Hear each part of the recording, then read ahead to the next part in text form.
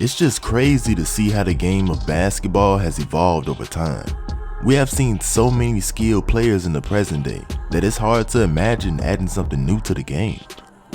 But a couple of years ago, a group of young high school hoopers brought a new style to the game, and this group is called Jelly Fam. By putting more flair on their finger rolls, they started a movement that had every kid in the nation yelling jelly whenever they went up for a layup. Now, whether they actually made the layup is neither here nor there. It got to the point where people didn't care if you could dunk anymore. If you had jelly in your bag, then you was the man. It's that simple. Jelly Fam was a huge movement, so there's a lot of people that claim to be a part of Jelly Fam Nation, but we all know who the core members are because they basically went viral. Just millions of views on YouTube and so many social media followers. They were superstars. And not to mention they actually had game too. The Jelly Fam era was about 2 to 3 years ago, and in the present day, it kind of died down a little bit. People have moved on from it. But I'm not gonna lie, I noticed some people down in the comments trying to bash the Jelly Fam movement like they didn't want support. If you are below 20 years old and you hoop on a consistent basis, or just watch basketball, then you most likely have yelled jelly before, so stop it. Stop it, my nigga! But all the core members have went on to play college basketball. They had high expectations due to all the fame, and as you probably already know, most of them didn't live up to the hype, all except one. The person that we are about to talk about in this video dominated in college, and now he is on an NBA roster. So let's not waste any time, let's get right into this video. Now, some of you might know who this guy is already, but I gotta give some background on him to the people who might not know him. Because even though he was a core member of Jelly Fam, it's not like he was the face of the brand. So if you already know who he is, just bear with me. The guy that we are going to be talking about in today's video is Naz Reid. Even though he isn't the most talked about Jelly Fam member, he definitely stands out the most because he is 6'10". All the other members are barely over 6 feet. He is a big man who could literally do everything the guards can. He got some good handles, he's a pretty decent passer, and he plays with a little bit of finesse. But don't let that fool you because he's still a big man by heart. Along with the guard skills, he is still a dominant force in the paint, on the defensive end and on the offensive end. He is really just an overall perfect player if there ever was one. He played for Roselle Catholic High School in New Jersey. Naz Reid was unstoppable in high school. He was a 5-star recruit, the best power forward in the state, and he was top 3 in the nation. And to add on to that, he was a top 20 overall player in the country. I would say by these accomplishments alone, he is the most accomplished Jelly Fam member, hands down.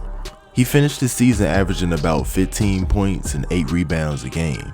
So pretty good, but nothing too outrageous compared to other players of his caliber. But everyone knows what he is capable of because he was selected to be a McDonald's All-American. They don't just let anyone in there. For the 2018 through 2019 season, he decided he wanted to play for Louisiana State University. He said the main reason he wanted to go to LSU was because the coaching staff was honest with him. He could have easily went to a notorious big-time school like Duke. But you can never trust a program like that. They have so many top recruits every year, so your position is never safe. LSU let him know exactly what to be expected from him, and they were going to put him in the best position to help the team win games and for any individual goals he had. He was the second leading scorer on the team with 14 points a game, and he led the team with 7 rebounds a game. He performed pretty well throughout the season, collecting multiple double-doubles. And he did all this being a freshman who started in almost every game. So nothing to critique about really. Every player has weaknesses, but the potential for this guy is through the roof. As everyone suspected him to be, he was a one-and-done player. Coming into his LSU season, he was projected to be a first-round draft pick. But throughout the season, he slipped down the list. It wasn't because the teams didn't feel he could be developed. They just felt that at times he showed signs of laziness, probably due to fatigue most likely. He said it himself, that just being able to run up and down the floor was a mental thing for him. He should be okay when he gets to NBA level conditioning.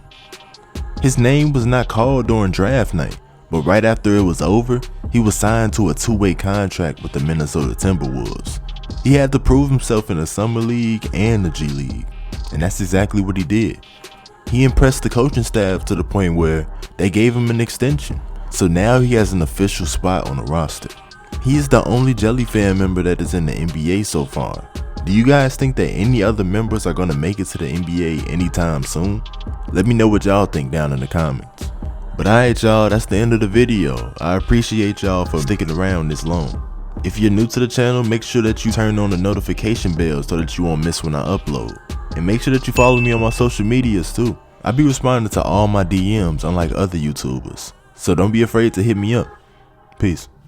Let's begin. I'm never perfect, everybody sent. Cause the ones you really fuck with don't wanna see you win. Shit is deep, but the crazy part, the pain is changing me. And they wanna see you fall, and they wanna see you bleed. I be locked up with my stress, I just wanna be free.